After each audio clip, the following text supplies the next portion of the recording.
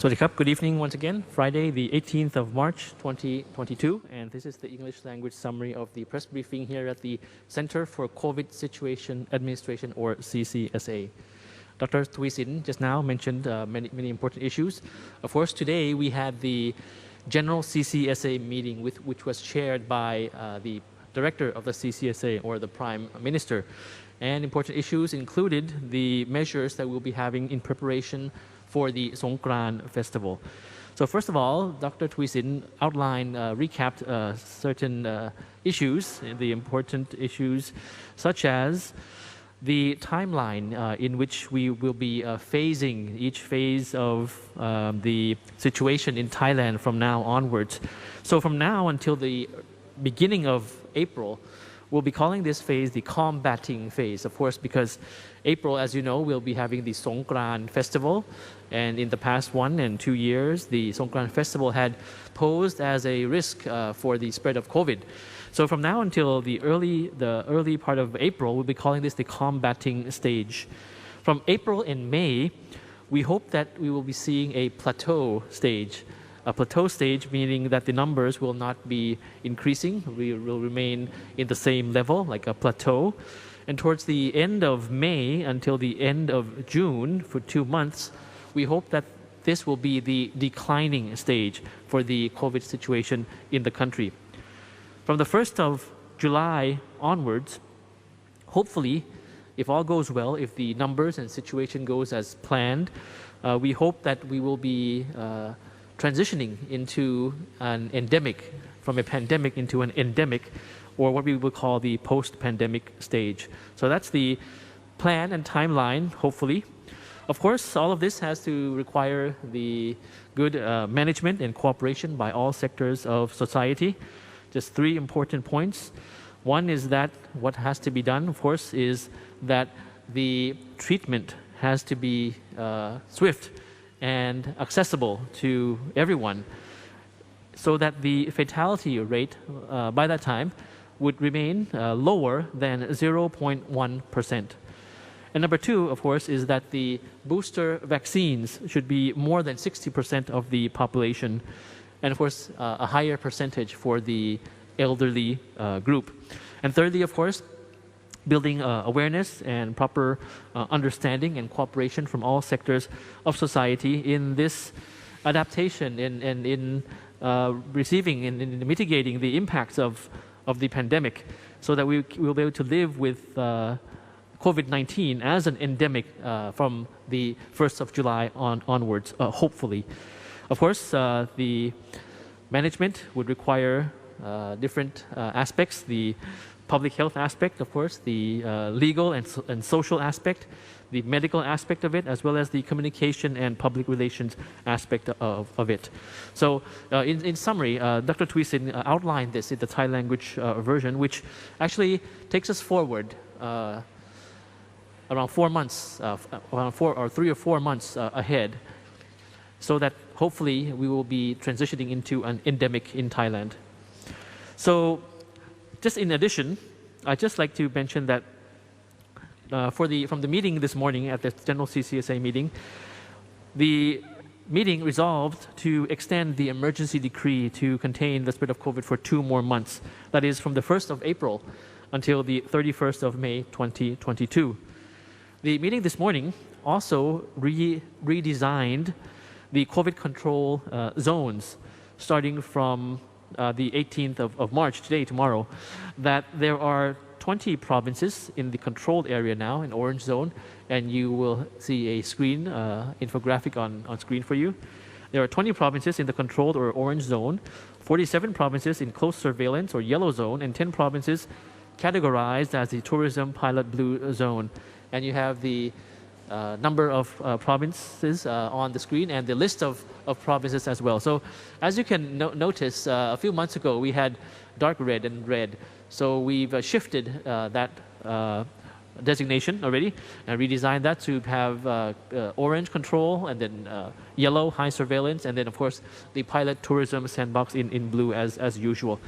For the orange zone, some of the measures would be including activities gathering than less than 500 people are allowed. Schools can open under COVID-19 prevention measures. Exhibition and convention centers allowed to open for less than 1,000 people. The restaurants open until 2300 hours, but no alcohol allowed. Spas and massage parlors, barbers, beauty clinics, and tattoo parlors are allowed to open until midnight. So just as a recap for the orange or controlled zone, the highest color-coded zone that we have right now. For the yellow zone, as you can see on screen, the majority, a lot of provinces are in that, 47 to be exact, provinces. In that group, activities with gatherings and less than 1,000 people are allowed. Exhibitions, and of course in spas and barbers, beauty clinics open as usual.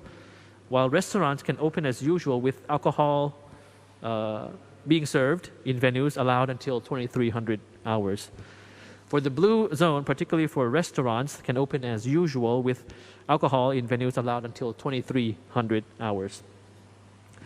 Let's turn now to the update on the usual update on the entry into Thailand.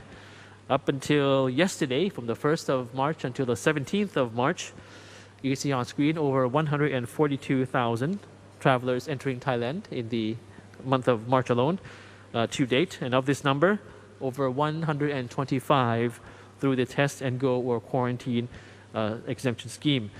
We have over 14,000, almost 15,000 through the sandbox scheme, and over 2,000 travelers entering through the alternative quarantine system.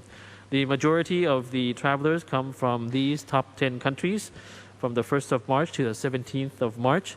We have Singapore, Germany, the UK, US, France, UAE, and other countries as you see on screen right now. So this is particularly for the month of March to date. So we're over half of the month of March already.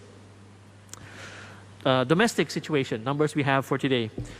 New confirmed case, a little over 27,000, so 27,071.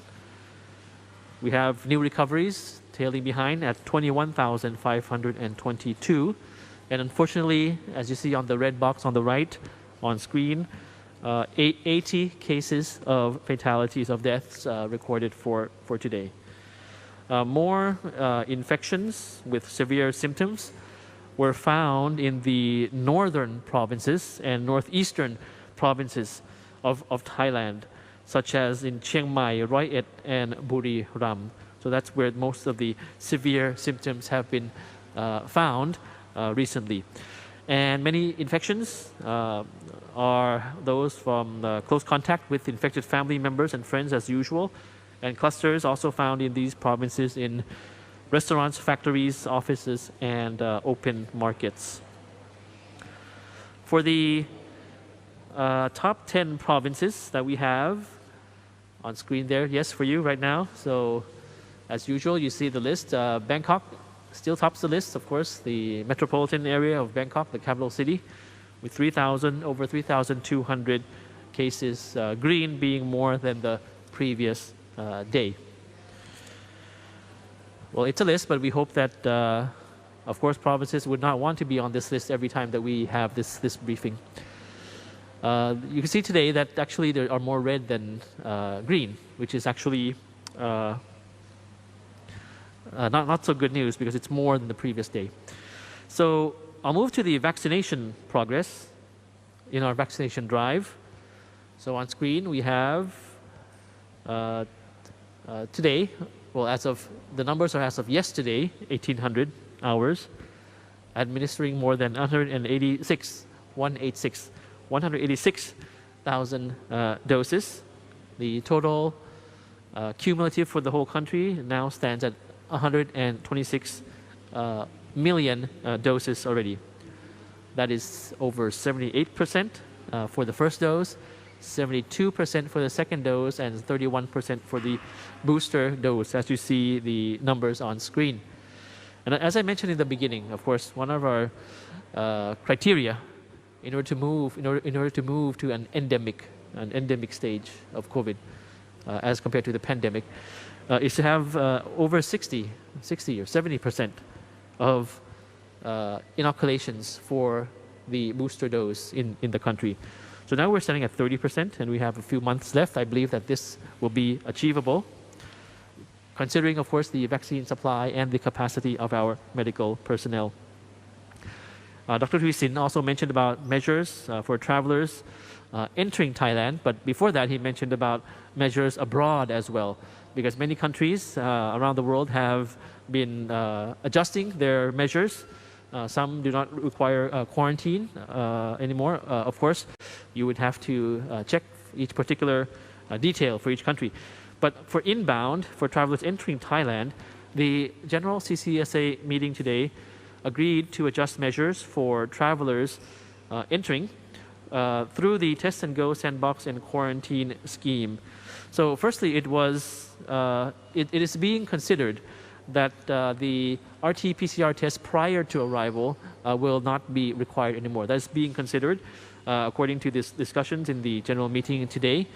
And when there's a confirmation and when there's an actual release on that, we'll let you know as soon as possible, but closer to that already, of course. And of course, from the 1st of April 2022, for those entering Thailand through the quarantine scheme, will be required to quarantine for only 5 days, vaccinated or unvaccinated. So this actually is a reduction of the number of quarantine days, 7 and 10 for those vaccinated or unvaccinated, and then those who do not reach the requirements. Of course, now it will only be 5 days if it requires any quarantine. Of course, test and go would not require that quarantine. So just to remind you of the latest measures for travelers entering through all the schemes, that after arrival, travelers will be required to undergo the RT-PCR test on day 0 and self-ATK on day 5. This is upon arrival. And the minimum coverage for COVID treatment on the travel insurance policy is at $20,000 US. Thai nationals and returning expatriates are exempt from this requirement. I mentioned about the measures that were discussed during the General CCSA meeting for the Songkran festival in the middle of April, next month already. Time flies. So we'll have on screen for you some measures there. So since this festival, the important festival, is coming up, the meeting discussed various measures to reduce the risk of infection. Very, very important that the elderly, in Thailand during Songkran, people often return to the provinces and, of course, visit their parents and the elderly. That poses actually as a risk. That's why we have always been talking about the booster dose for the elderly is very important before the Songkran festival in particular as well. I know that many foreign expats, of course, with Thai families, you also accompany your family to go to the provinces during Songkran. So that's really relevant for this audience today. So water splashing, usually a tradition in Songkran and other traditional activities, such as Rot Nam Dam Hua, paying respects to the elderly by pouring holy water on their hands, are allowed to be held, but in line with the COVID-free setting measures. While, of course, the more non-traditional, the more contemporary kind of party celebration, like foam parties or selling and drinking of alcohols in venues are not allowed. Those who attend Songkran festival in closed spaces must wear masks and maintain social distancing at all times. And of course, water splashing has to be under the COVID-free setting as mentioned, and not in public areas such as roads. So with that, I thank you very much for your attention. I wish you the best of the weekend, and of course the week ahead we'll be continuing with the briefing that we have leading towards the month of April, which will be having Songkran. As you know, a lot of the measures will be adjusted from the month of April onwards. And the note that I would like to highlight, of course, is middle of April. Very important to be very, very careful for Songkran festival. Whether you live in Thailand or you are visiting Thailand, it's a very important festival. A lot of gatherings of people usually. But of course, this year we have to be very, very careful. So looking ahead to the 1st of April for some new measures, middle of April, for Songkran. And of course, as we lead towards the endemic, as we move towards an endemic phase, transitioning from the pandemic to an endemic, I hope that we'll see better days ahead, leading to around the month of July, hopefully, with all your good cooperation from all sectors of society, Thai and foreign alike. So with that, thank you very much for your attention, and we'll see you again next week. สวัสดีครับ